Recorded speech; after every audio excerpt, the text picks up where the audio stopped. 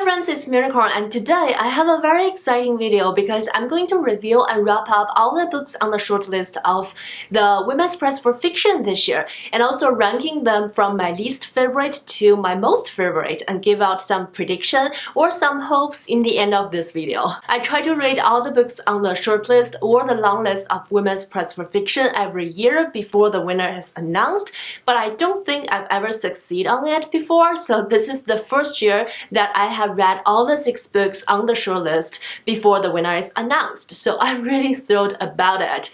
And in general, I really enjoyed most of the books, but I do have one unpopular opinion that I didn't enjoy. One of the very beloved and well-received book by the Bookish community. Since we're ranking them from my least favorite up to the most, I'll just whip up some courage and say that I did not like Great Circle by Maggie Shipstead. I saw this book everywhere and I heard so much good things about it, but unfortunately I didn't get along with this book. This is a historical fiction with 2 timelines. Back in the 1920s, we mostly follow a girl called Marianne who is saved when she was an infant in a sinking ship with her twin brother Jamie. Growing up, Marianne's one and the only dream is to fly in an aircraft. She put her whole heart into achieving this goal and worked so hard. Then she had a legend life tangled with flight and flying. Fast forward a century later, we had our second protagonist, who is called Hadley Baxter.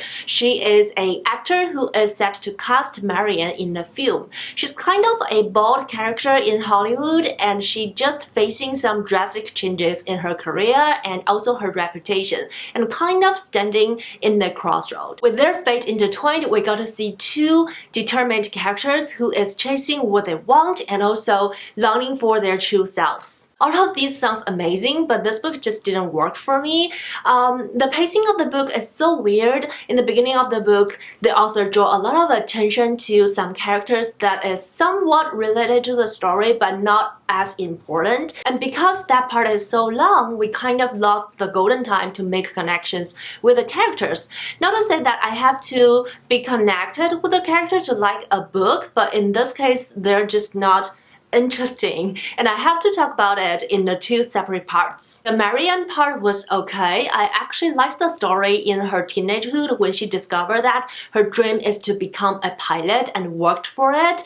But that said, every emotional tie kind of stopped there and didn't develop further. And the Hadley part, I have to say, I just don't care about it. Maybe I don't get along with celebrity stories, but all the things that they do kind of like ridiculous for me, and all the ways that they justify themselves, it's so boring. And yeah, I just couldn't bring myself to care about their stories. The only reason I finished this book is probably I was listening to it on audio, and also I was reading for this project.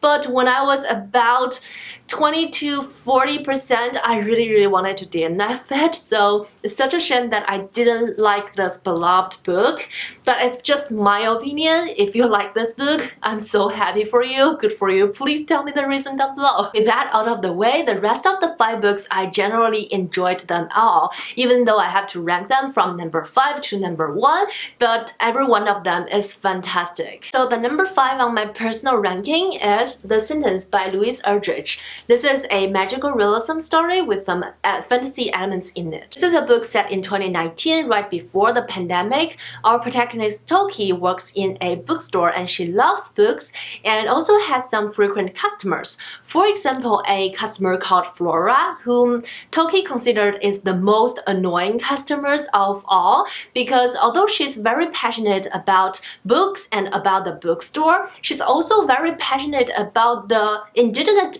background of Toki. And she also is a wannabe, meaning a white woman who fantasizes herself to have some indigenous heritage. In the beginning of the book, after Flora died, she started to haunt the bookstore, especially hunting for Toki, and just doesn't want to leave her at peace. While Toki is trying to figure out a way to escape the hunting from Flora, she and the society is experiencing some very rapidly changes, and the events in 2019 2019 and 2020. It's a year of grief, astonishment, isolation, and Ragnar. The writing of the book is very gruesome and atmospheric. It really makes you experience all the things that is haunting Toki. And Toki in general is a very lovely character and very easy to get along with. I feel like if I know her in real life, I will genuinely want to be her friends and want to hang out with her. So she's very adorable, and seeing all the events in 2019 and 2020 from her eyes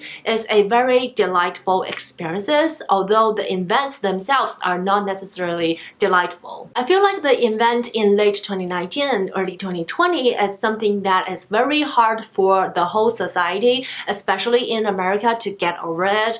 I don't think America will get over the shadow of all the things in the foreseeable future. Especially we're still in the middle of the pandemic, and also people are not wearing masks anymore already, but please still do wear masks. So reading this book will be a mixture of your own feelings and emotions of all the event, and also the feelings and emotions of Toki. It feels like talking to a friend who also experienced the same thing, and give it a very realistic feeling to the book, although there's a literally ghost story up front. So I thoroughly enjoyed this book, but I do want to say that because we're still in such a turbulent time, do proceed this book with caution. If you find yourself are easily stressed out by the news or things about the pandemic, please hold off reading this book. It can't wait. At the first place is The Bread the Devil Need by Lisa Ellen Agostini. This is a story centered around a Trinidadian woman who is turning 40.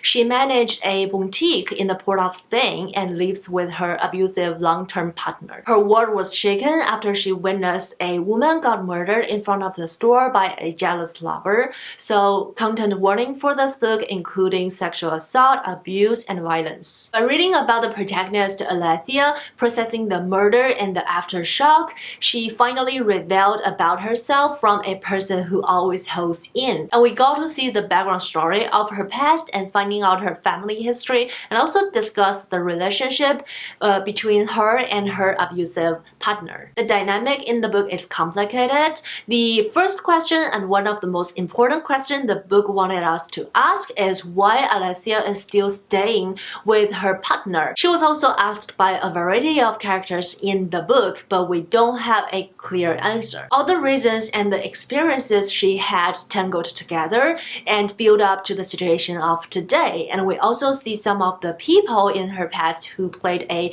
very important role when she's growing up come to the play. I really like how things are developed in the story. It's not only a page turner, but also a deep exam on how and why people want to tolerate abusive behaviors towards themselves and maybe stay with abusive partners. It's easy for us readers to hope that the characters get out of the situation faster, but life is never easy, and not to mention to some survivors like Alethea. A highlight of this book is that it's written in Trinidadian Quill, so it gives a very special voice to the book and also a special voice to Alethea and make the book really standing out. I really enjoyed the writing style of it, and also makes me wonder that grammar doesn't really matter in writing. So it's a very good book that I'm glad I read. Now comes to the top 3 of my list. I'm so excited.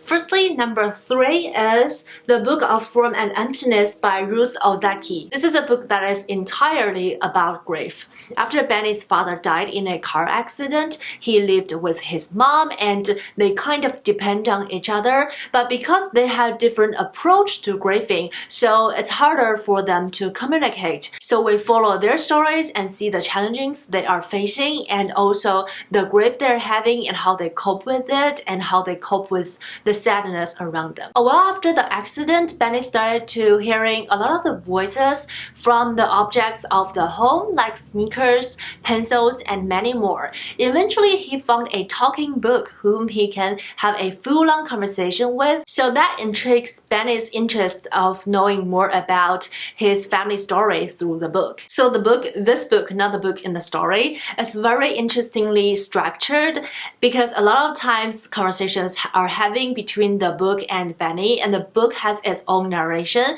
and sometimes they even argue because they don't necessarily agree with each other. And the plot of the story is intriguing as well. I actually loved to read the story of Benny's mom, Annabelle, more than the story of Benny. Annabelle is such a lovely, interesting, and fantastic character.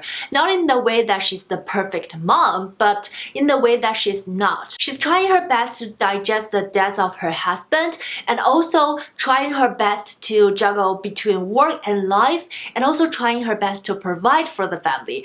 Everything around Annabelle is so chaotically beautiful, and I love reading about her. Overall, the book and also the book in this book is wonderful to read about, although the topic is heavy, but it's also somewhat soothing, and I really enjoyed it. Next, by announcing my personal number 2 books on the shortlist, you will also know which book is my favorite. But it's actually not a secret, I have already got about that book on my channel. However, I honestly was surprised by my second favorite because I wasn't really interested in it, and I'm so glad that I read all the books on the shortlist, and it is Sorrow and Bliss by Meg Mason. If you remember, I did a tri-chapter tag for the long list, and this book was the first book that I dismissed in the pile that I borrowed from the library, and the first book that I returned to the library, because the first chapter of this book just sounds like a middle-aged couple is dealing with some marital crisis, which is usually not my cup of tea. So initially I was kind of surprised by this book making into the shortlist, and I just found out I was so wrong. I was just totally limited by my imagination. This book follows Martha, who always knows that there's something wrong with her, and she has been trying to figure out what it is her entire life. But her husband Patrick always told her that everyone has something. Before they got married, Martha told Patrick that she didn't want kids, and Patrick didn't mind, so they have a relatively happy life until small things started to snowballing into issues. This is such a touching book about mental illness, about self-discovering and self-acceptance, and also about love and relationship. Not only the relationship between Martha and Patrick, but all of the characters. I especially loved and enjoyed the relationship development between Martha and her mother. They had a somewhat difficult channel to communicate, but when they do, it was so moving. I cried so much over the chapters about Martha and her mom, and in general, mother and daughter relationship really usually gets me, but I've never cried so much over a relationship in a book. The subtle feelings between those two, the energy they have towards and also against each other, the way they pull and push each other, everything was just so beautiful and so touching. And also I love how this book deals with mental illness. Firstly, the book didn't name the thing that Marcia has, just like told us Marcia has a thing, which may sound weird, but actually created a openness for the discussion, and also didn't point all the conflict and all the tension towards one name. And secondly, the book really shows you how powerful it is to recognize yourself, to be accepted and to be seen, especially by yourself. It's such a great narration, and I really loved it. So I feel so lucky that I read this book. If I didn't do this project, if I didn't read all the books on the shortlist, I won't regret it because I wouldn't know, but I will for sure missing out so much. And now it's big time to announce my favorite book on the shortlist of Women's Prize for Fiction. It's not a surprise anymore because I already talked about the rest of 5 books. However, it is The Island of Missing Trees by Elif Shafak. This book I've already gushed about on my channel, and I initially borrowed from the library, but I bought my own copy, I want to own it. The story starts with Ada, who lives with her widowed father after her mom died a while ago. Again, this is a book about grief, but it's also about identity, the generational trauma, the communication between family members, and also a lot nature. We're not only follow Ada's story in the present time, we're also also following the stories of her parents and also the story of a fig tree in her backyard. Ada is longing to know more about her heritage and her family story and the story background of her parents. But for some reason, her parents is always restrained on telling her. And with the story of Ada's parents unfolding, we're gonna see the reason behind their decision of not telling Ada a lot of things. And also we gotta see the island when they growing up before they immigrated to England, and we gotta see the culture, the history of the island, and especially the political environment that overshadowed everything. This is a very emotional book that every character is longing for something. I really like the portraying of different generations between their time differences and also the culture differences. And the unique thing about this book is that the fig tree in the backyard has her own voice, and she is much more older than any of the characters, so she has so many knowledge about the history of the island where the family come from. So she's kind of serving as a bard in the story that piecing every small pieces of memories together and presents us a bigger picture of the history of the island. And of course, we learned so much about nature and fig tree in the story, so much so that I'm obsessed with fig trees now, and I want to paint a painting of fig trees for decoration, and I'm working on it. So you can tell that I really love this book and I'm obsessed with it. So that's my ranking of each book. I'm really happy about the selection of this year. I feel like the topics have different variety. Some years before, I feel like a lot of the books have a common theme, which makes me feel like I'm reading a bunch of books on the same thing. But this year, the topics are pretty diverse, and I also like how a lot of the books tackles on a lot of the social topics that are widely discussed in today's society by having the characters go through some of the events. In my opinion, it created a much more natural scenario and a very realistic feelings of the stories, because each one of us, no matter we are in real life person or fictional person, we have our major life events going on, but we also are influenced and affected by a lot of the political environment. So it makes a lot of sense to have the characters go through the same thing. Some of them are parallel with our society, some of them are not, and I just really enjoy the feeling of it. So talking about my prediction and my hopes, I of course hope that Island of Missing Trees will win, but with my personal history with the Women's Prize for Fiction, and as much as I love the prize, I don't usually get along with the winner. I didn't read for last year, but for example, the year before in 2020, Hamlet won the prize, and I just couldn't understand. Among all the books on the shortlist, Hamlet was my least favorite, and I just found it really boring. And the year before that, the winner is An American Marriage, which is a book that I do like. I give it a 4 stars, but it didn't have a long-lasting effect on me. To be honest, I already kind of forgot what the story is about. So in the sense of that, my favorite book of each year have a lesser opportunity to win, and my least favorite has a slightly higher chance to win the prize. But I really didn't enjoy Good Circle, so if the Great Circle wins the prize, I will need to reconsider our relationship, me between the prize, or maybe next year I'll just wait for the winner to be announced and read the rest of the book on the shortlist. Hopefully either the Island of Missing Trees will win the prize or Sorrow and Bless. Either of them wins, I will be really happy. And there you have it, my review and wrap up of the shortlist of Women's Prize for Fiction and my prediction for the winner. I hope you enjoyed this video, and please don't roast me on Great Circle if you enjoyed that book, but do let me know what I'm missing, and also let me know any of your thoughts of these books. Have you read them? Do you like them? Are you planning to read more? And also please don't forget to say hi in the comment section down below. Thumbs up to this video if you liked it. I wish you happy reading, stay healthy, stay safe. I'll see you in my next bookish video. Bye!